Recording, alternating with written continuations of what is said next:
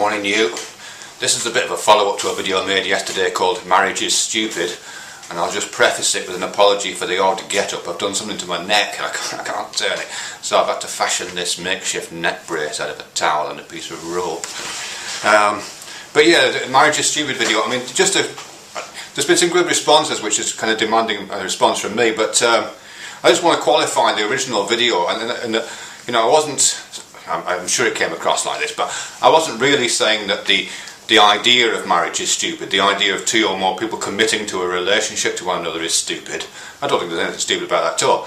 What I was saying was stupid is the fact that there's only marriage. You know, marriage has become the only validated way of... it hasn't become this, it's always been the only kind of validated way of people being involved in a relationship, demonstrating that both officially, you know, formally and legally, but also socially and spiritually, if I can use that term.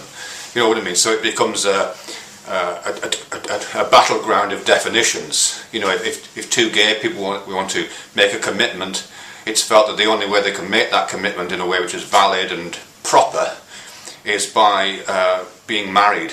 You know, which makes all that kind of problem about whether you know, all the kind of Proposition 8 stuff comes out of that, doesn't it?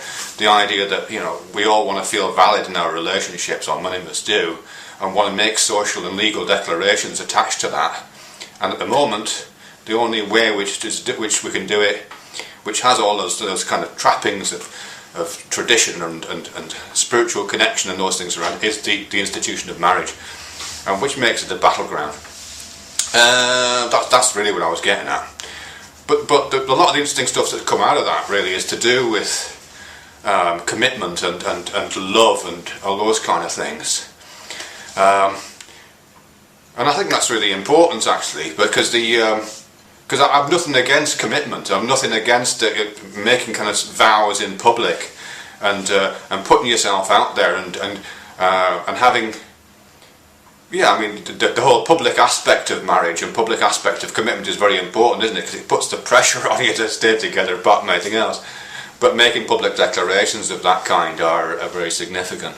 And if you're of a religious frame of mind, I suppose making those kind of vows in the presence of your deity has got to be a similar kind of order, really. So yeah, I've nothing against that. In fact, I really like the idea of that.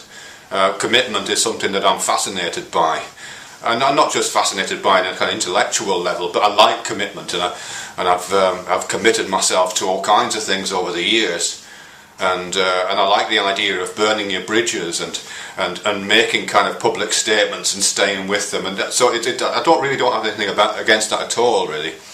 And certainly, if I can get a little bit personal here, my own experience with marriage and relationship has been one of commitment, and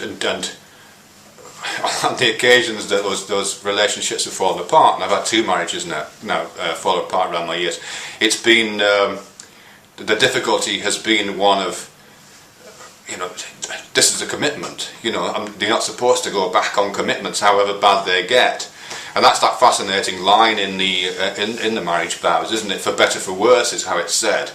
Not whilst it's good, not whilst we're in love, although there are some variants which do say that. It's for better, for worse. So you make a commitment, however bad it gets, and that's you know, that's really significant and important, I think, actually. As I say, from my own experience, that's been one of the more difficult aspects of those relationships ending, really, the fact that things got worse and you didn't stay in the commitment. But you know, these things happen, don't they? So to go with that. So yeah, just that really. That I think finding ways to make public commitments to one another are important, and there's something quite beautiful about them, I think, and something which transcends just the emotional connection.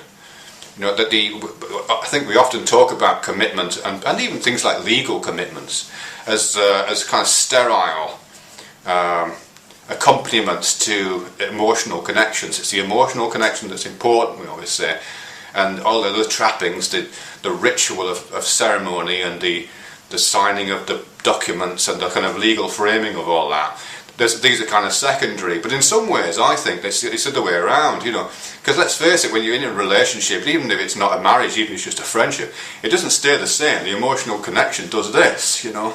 It's a sinusoidal wave that goes in and out of relationships all the time, and but you wouldn't want your friendship or your relationship to be characterised on a moment-to-moment basis by how well you like the other person and how much in love you are at that particular moment. You would want the idea that there is something which transcends those individual momentary fluctuations, wouldn't you? I think I would want that. And be able to say, yes, well, at this moment in this relationship I hate you, but actually I have a commitment which is a larger frame around that, a transcendent frame around that, and that's our commitment. And we can call it love if we like, but it's more about the it's just that commitment thing, really. I must look up the etymology of commitment, actually. I don't know. It's got to be something to do with withness, hasn't it? I don't know, maybe not. So that, really, I think that might be all I'm going to say. Just a couple of other bits. The first thing is there are other traditions apart from marriage which do allow variation. I'm here in Cornwall, and Cornwall is a bit pagan in places, and so there's quite a lot of things like hand fastings. In fact, I know someone who's a witch down here, and she does hand fastings, which are kind of pagan and neo-pagan ceremonial equivalents to marriage, but within the hand fasting, at least the modern versions of neo-pagan hand fasting traditions, it doesn't have to be same sex. It doesn't have to be different sex. It could be 2 men, 2 women. It could be polyamorous. It means it could be more than one person. And it can be time bound. You know, you could commit to a person for a year and a day, for example. That's a traditional time in these things. And you're married, or you're committed, or you're in a publicly acknowledged, spiritually acknowledged relationship with a person for a limited period of time. So there are kind of variants on the old disputed territory of what constitutes marriage thing, and hand fastings might be one of those.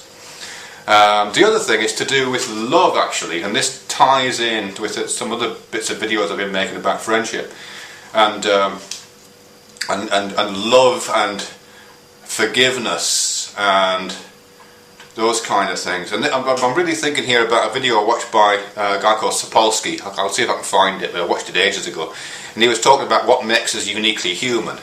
It wasn't a scientific address, it was like a commencement address to university, something like that, but it was very good. And he was talking about what makes us human, and he went through the usual suspects of, you know, language or the different kinds of ideas to do with what makes us human, and basically dispensing with those. And then he kind of floated his own idea at the end, which was to do with the capacity not only to forgive and to carry on loving someone even in the face of difficulties, but actually in some cases to love more and to forgive more when the person least deserved it. And he was given examples of people like, there was one particular example he had, which is a nun who through her life spent a lot of her life visiting people on death row in prisons.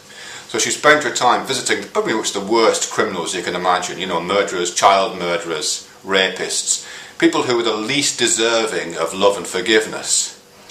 And but this woman carried on seeing these people and trying to give them some kind of, I guess, spiritual comfort, given that she was a nun, but if not that, then at least human recognition. And people would say to her, you know, how can you see these people? These people are the least deserving of your forgiveness, the least deserving of your attention, the least deserving of your love. Why do you do that? And she would always say, well, you know, that's exactly the reason why you do it. The less the person deserves love, the more they need it. That's kind of her sentiment on that. And Sapolsky gave a couple of other examples. And it's a hard idea to get your head around. But I think there's something true in there for me. I recognised what he's saying, recognised what the nun was saying, and Sapolsky's bringing out. That there's something about the human commitment